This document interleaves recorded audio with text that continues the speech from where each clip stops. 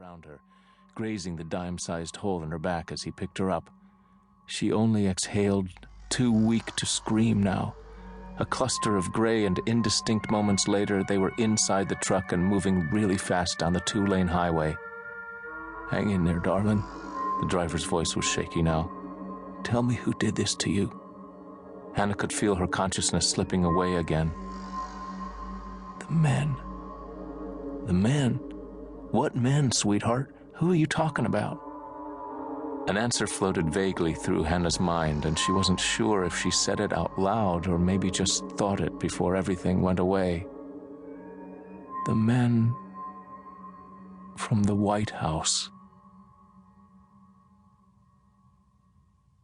2. His name was Johnny Tucci, but the boys back in his South Philadelphia neighborhood all called him Johnny Twitchy on account of the way his eyes jumped around when he was nervous, which was most of the time.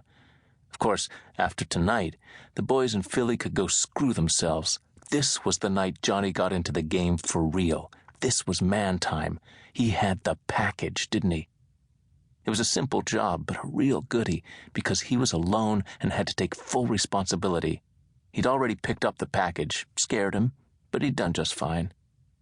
No one ever said so, but once you started making deliveries like this, it meant you had something on the family, and they had something on you.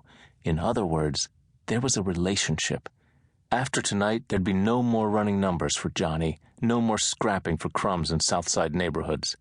It was like the bumper sticker that said, "Today is the first day of the rest of your life."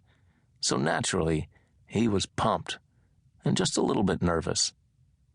His Uncle Eddie's warning kept playing like a tape in his mind. "Don't blow this opportunity, Twitchy," Eddie had said. "I'm way out on a limb here for you." Like he was doing him some kind of big favor with this job, which Johnny supposed maybe he was, but still, his own uncle didn't have to rub his face in it, did he? He reached over and turned up the radio. Even the country music they played down here was better than listening to Eddie's nagging in his head all night long. Turned out it was an old Charlie Daniels Band tune, "The Devil Went Down to Georgia." He even knew some of the words, but the familiar lyrics couldn't keep Eddie's voice out of Johnny's head. "Don't blow this opportunity, Twitchy. I'm way out on a limb for you." Oh, fuck. Blue flashers danced off his rearview mirror, coming out of nowhere. 2-3 seconds ago, he could have sworn he had I-95 all to himself. Apparently not. Johnny felt the corner of his right eye start to twitch. He goosed the gas. Maybe he could make a run for it. Then he remembered the piece of shit Dodge he was driving, lifted out of a Motel 6 parking lot back in Essington. God damn it. Should have gone to the Marriott, got a Jap car.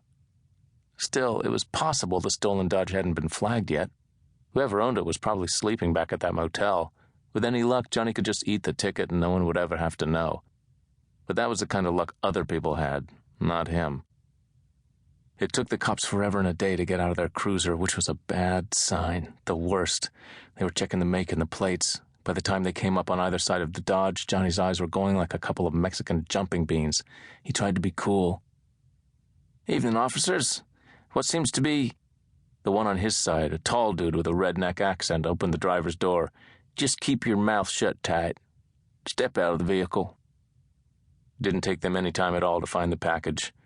After they checked the front and back seats, they popped the trunk, pulled the spare tire cover, and that was that. Holy mother of God! One of the troopers shone his light down on it. The other one gagged at the sight. "What the hell did you do?"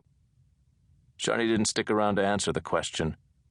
He was already running for his life. 3. Nobody had ever been any deader or dumber than he was right now. Johnny Tucci knew that, even as he broke across the tree line and started slip-sliding down a ravine at the side of the highway. He could hide from these cops maybe, but not from the family, not in jail, not anywhere. It was a fact of life. You didn't lose a package like this without becoming one yourself. Voices came from up the slope, and then dancing flashlight beams. Johnny dropped down low and threw himself under a clump of bushes.